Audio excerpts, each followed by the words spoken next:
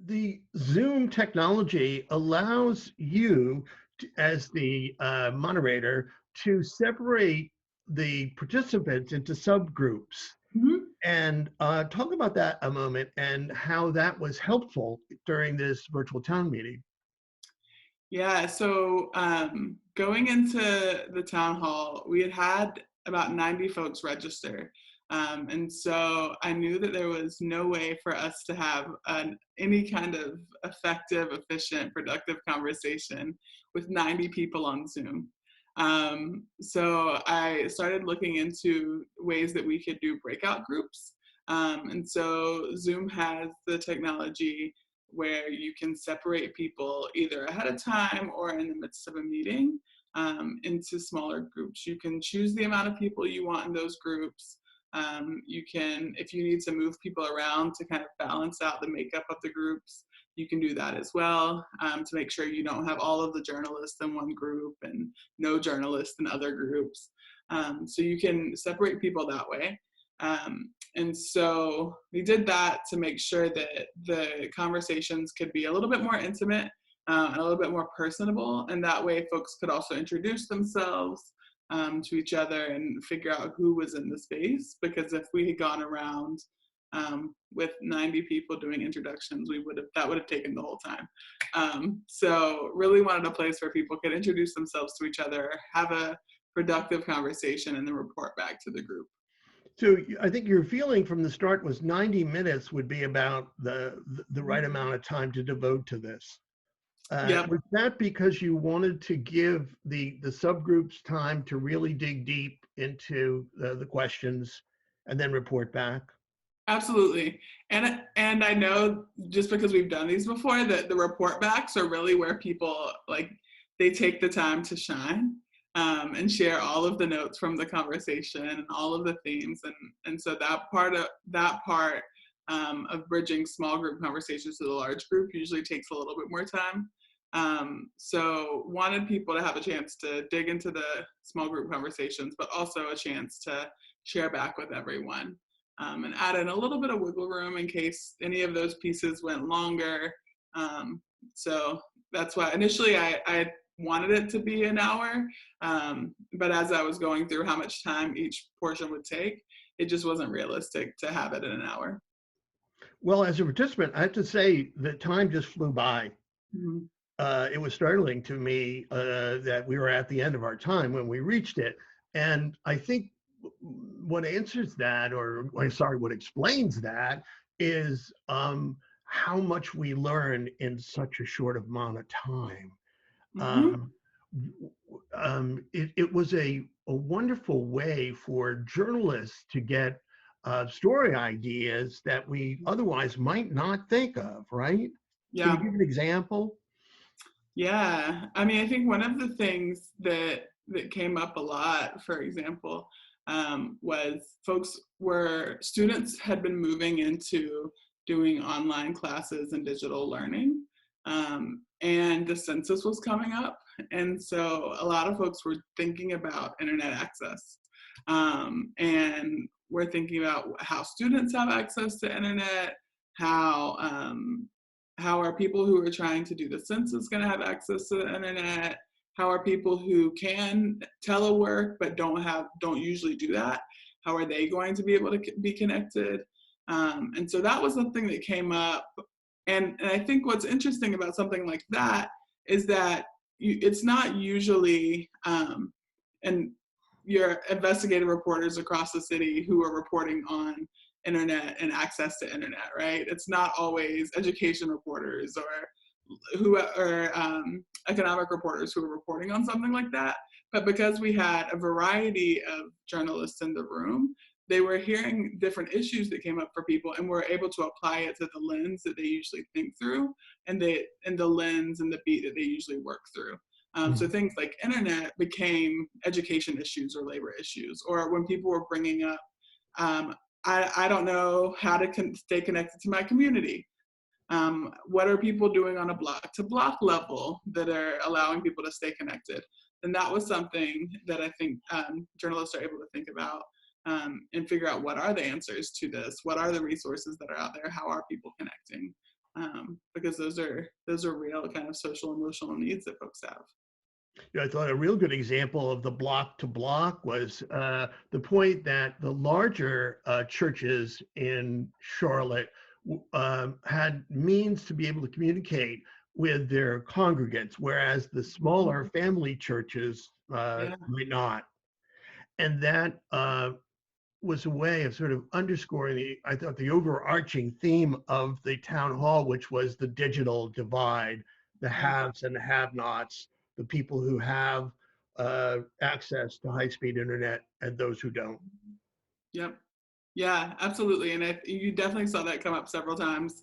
Um, and when communities had nonprofit organizations, or when they had neighborhood associations that were active and organized, they had different access to information than folks who weren't connected to those kinds of organizations, or didn't have strongly organized neighborhood associations. And so I thought that was also really important to notice, is that where there was infrastructure and communities, then it was also where there was kind of pre-existing infrastructure.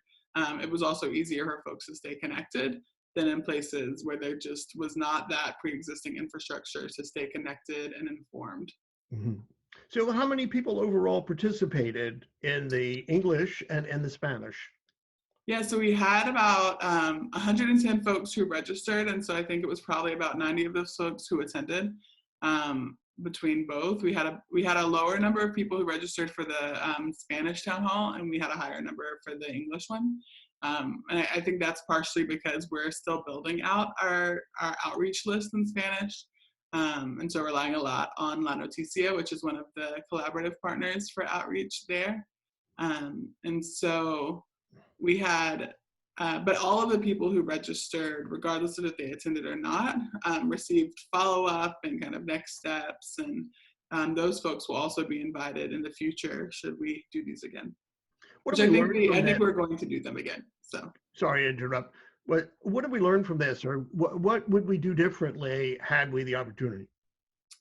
Yeah, I think now that we kind of have this practice under our belt, it'll be easier to replicate, maybe with different questions, but also that'll give us more time to do outreach in different kinds of ways. So thinking about reaching out to folks via text or via email, or having people share when they see folks at restaurants or things like that. So we'll be able to share that. I think there's also one of the learnings is that there's kind of, one of the things I noticed is that there's a few different levels of information needs that are happening. And this is something I was talking to one of my colleagues about, is that on one level, people need information from decision makers. And so they need to know how they're moving, what things are being put in place, what policies are being shifted. But in a second way, people need information to get to those decision makers. And journalists are a conduit for that, because they can tell these stories that then people who have decision-making power can read, watch, listen to.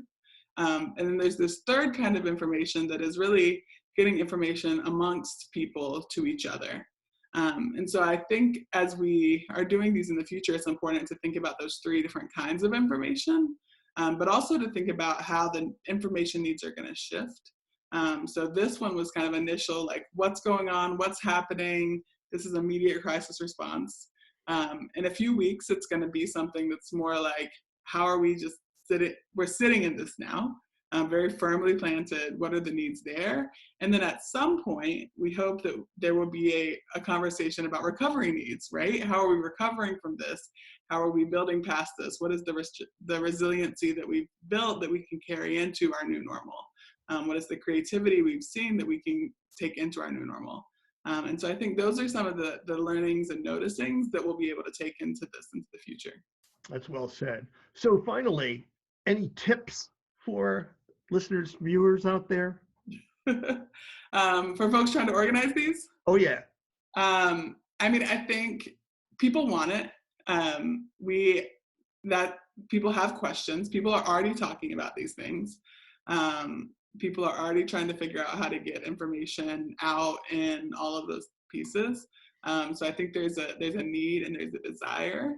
Um, and the more avenues for connection between the people who are kind of producing information and producing news and the folks who have the questions and who are engaging with those things, the better.